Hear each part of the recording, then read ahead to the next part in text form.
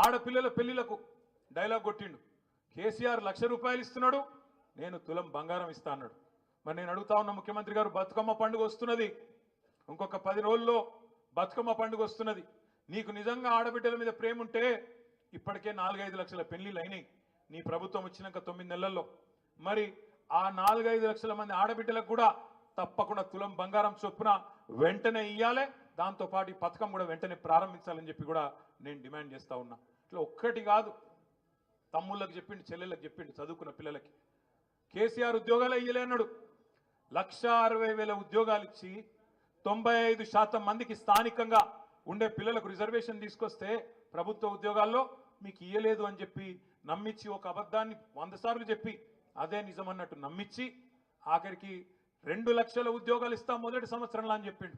2 లక్షల ఉద్యోగాలు, ఒకటి కాదు రెండు కాదు, మొదటి సంవత్సరంలో 2 లక్షల ప్రభుత్వ ఉద్యోగాలు ఇస్తా అన్నాడు. రాహుల్ గాంధీని తెచ్చిండు అశోక్ నగర్. అక్కడ అశోక్ నగర్లో ఛాయ్ తాక్కుంటా రాహుల్ గాంధీ టీ షర్ట్ వేసుకొని, జీన్స్ ప్యాంట్ వేసుకొని, పిల్లల్లో కలిసిపోయినట్టు యాక్టింగ్ చేసి, నేను ఇస్తాను మీకు ఎందుకు 2 లక్షల ఉద్యోగాలు అన్నాడు. 2 ఉద్యోగాలు కూడా ఇవ్వలే ఈ రోజుకు. మనం ఇచ్చిన ఉద్యోగాలకు ఈయన పోయి కాయిదాలు ఇచ్చుకుంటా అవి నేను ఇచ్చిన అని చెప్తున్నాడు. చెప్పేందుకన్నా కొద్దిగా సిగ్గుండాలనా? ఇప్పుడు ఒక ఉద్యోగం ఇవ్వాలంటే ఏం చేయాలి?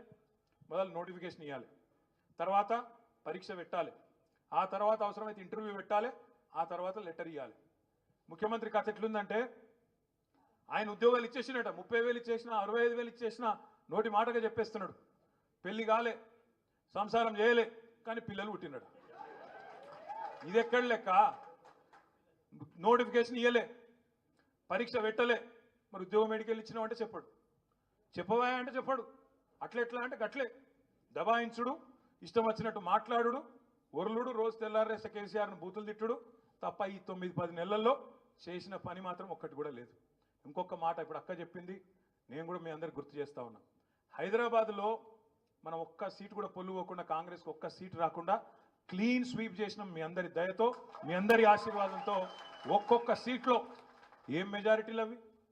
కుత్బుల్లాపూర్లో 85,000, కుకట్పల్లిలో 72,000, అక్క దగ్గర 50,000, మీ శేర్లింగంపల్లి కూడా మొన్న